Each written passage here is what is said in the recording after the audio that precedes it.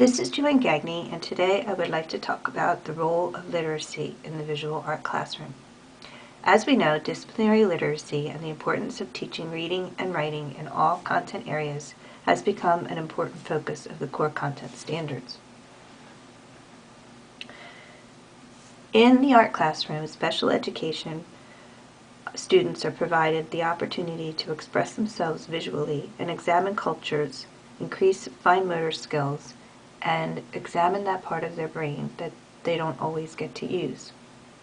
English language learners also are helped in the art classroom because they can learn without the language barrier, express cultural heritage, and individual ideas. Disciplinary literacy, as defined on the Wisconsin Department of Education website, is a confluence of content knowledge, experiences, and skills merged with the ability to read, write, listen, speak, think critically, and perform in a way that is meaningful within the content of a given field. So what does this mean in the art classroom?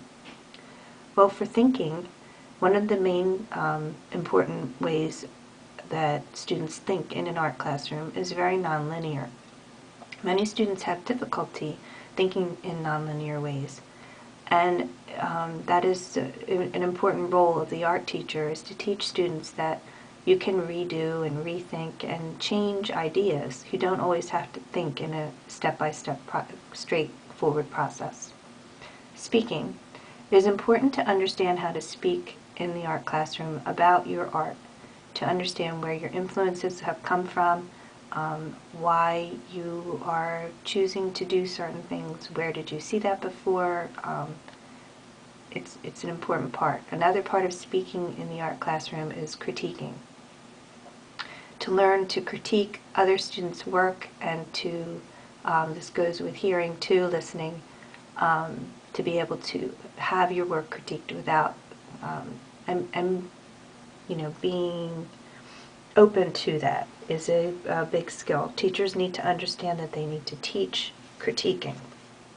They can't just expect that students know how to be tactful and to handle criticism, because obviously we know they can't, or they have difficulty in that area, not they can't. Reading the artist's background information, there's a lot of informational text, so art teachers will probably need help helping students to access informational text in the new disciplinary literacy under their guidelines, under the guidelines of disciplinary literacy.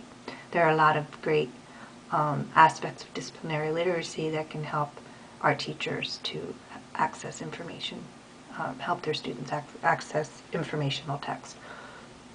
Journal writing in the art classroom is very big right now. Students use it as sort of a collage, a scrapbook, if you would, to get down their ideas, the little sketches, but it is a great tool for writing in the art classroom. And then hearing directions is important, as we said, as you know, in any classroom, as we know, but as I said before, critique is a big part of hearing and being able to hear what other people have to say about your art. And then of course performing is the creation of art. Thinking like an expert. Bring in real artists to speak with students. Use YouTube videos of artists. There's many great YouTube videos of artists out there now. Actually, they'll show the artists working in their own studios. Get an idea of what artists are actually doing out in the real world. I love this lesson on the skateboard design based on Simone Legno, who is the founder of Tokidoki.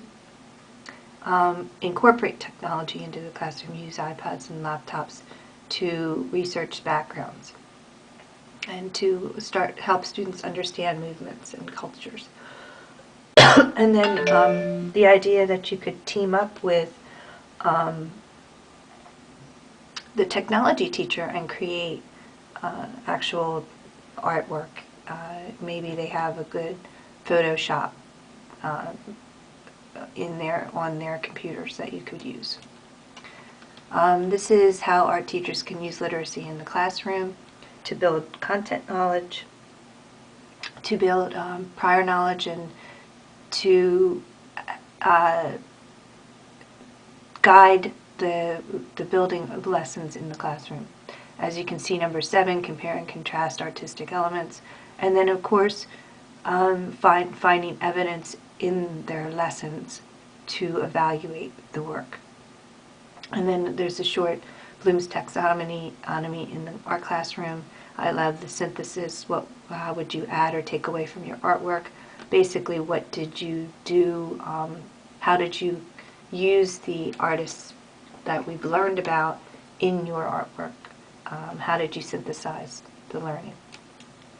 Thank you.